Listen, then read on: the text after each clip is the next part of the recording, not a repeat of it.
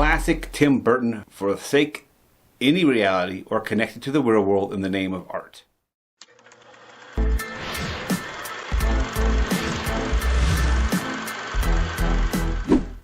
Hi-ho everybody, it's the Green Scott here today, bringing you another dose of movie reviews with life lessons. Today we are looking at the 1989 Batman with Michael Keaton. Be sure to subscribe for interesting movie-themed activities with life lessons. Now, let's get started. Let's check out the 1989 Batman Michael Keaton movie. Guys, I can honestly haven't seen this for years, so I'm really excited to check this out. Let's check it out.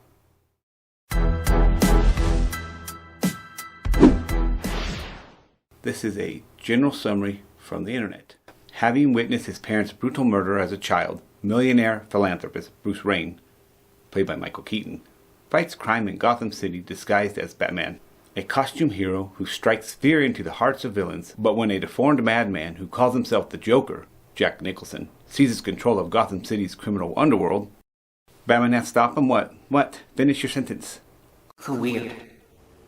As you can tell by the description on the internet, this movie is totally a creation story. It's re-familiarizing people with Batman. The last Batman that people knew of, the mainstream public, would have been the Batman of the 60s. So this is a total reintroduction. So that's why the introduction talks about when a dressed up character defends Gotham City. Like, they had to really totally introduce the whole thing again.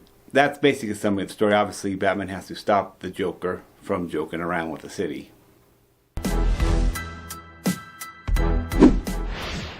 So this deeper meaning makes me think of a quote from Socrates that I saw. It says, "He who is not content with what he has would not be contented with what he would have." It's a bit of attitude of gratitude, I would say, on that one.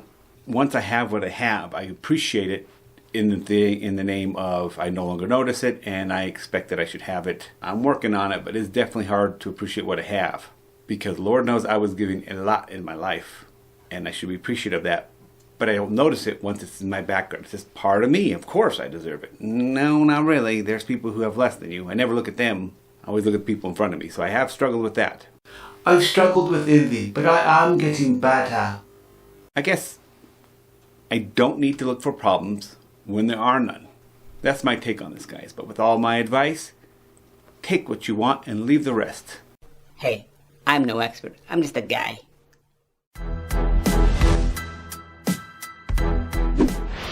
My overall opinion of this movie, the bad. Some really awful sound design, guys. I don't know what the heck, dude. I'm referring to all the noises they would add, that the Foley artist would add. They are pretty bad. Especially the gun sounds, of course. But most definitely the foot sounds. Also some real ASMR mouth sounds from Vicky Vale as well. Oh, it just drove me nuts. And I asked myself, Tell me why I choose to watch this movie with headphones. I was pretty weirded out by the horrible sound design stuff. I mean, they sounded dubbed and everything several times. So I thought, well, what is up with that? Was it just the time period, or we've just gotten better? I think we've just come a long way, guys. Classic Tim Burton, for the sake any reality or connected to the real world in the name of art. An example is Vicky Vale's apartment. She is a photographer. Like, it seems like she's a beginning photographer, some newspaper, and she lives in a apartment that has to be multi-million-dollar apartment.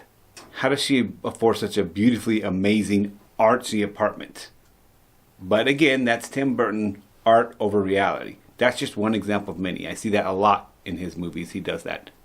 However, it is some neat visually cool things once it gets going, and if you can let it go and just get into the moment. Tim Burton, I believe, wants you to experience the moment for the moment and not think too much. It's just a Tim thing, and at least in this one, it's not as crazy, because the second one, he goes over the top. Someone should have been there to rope Tim in, I think, in my personal opinion. I wasn't a big fan of the second one. It felt out of control.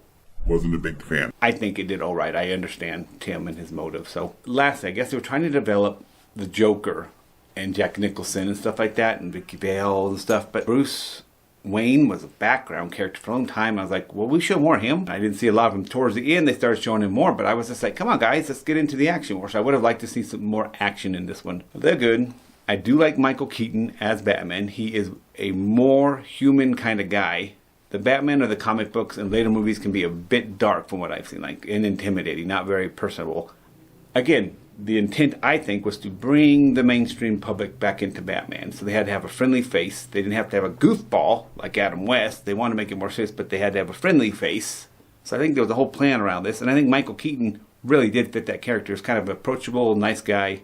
Obviously, they have to pick Jack Nicholson for the Joker, because if you guys don't know, The Shining, he played all work and no play.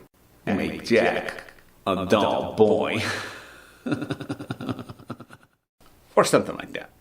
In summary, the movie is a bit outdated with awful sound engineering and design. It is a bit slow with its pacing and action. However, once I was able to get back into the late 80s pacing, late 80s version of storytelling, I harnessed old school movie watching Scott. I got back into it. And I kind of put myself back into late 80s, early 90s and got back into it, and actually did find that I enjoyed the movie. More lighthearted Batman that was transitioning us into reintroduce us to Batman. Because keep in mind, before this, like I said before, the general public knew the 60s Batman. The general public. Obviously, there's comic book fans, but things were just different back then. You could literally have comic book people, and they were considered kind of weirdos, somewhat. And so it was becoming mainstream at that time, but it still wasn't. Comic books, by a lot of people, were seen as kid things, even though it would start to become apparent that there were a lot of adult themes in comic books, but it wasn't really well known. So they were trying to transition this into mainstream. They had to have a friendly face and kind of a little bit goofball and dorky, and I think that was okay.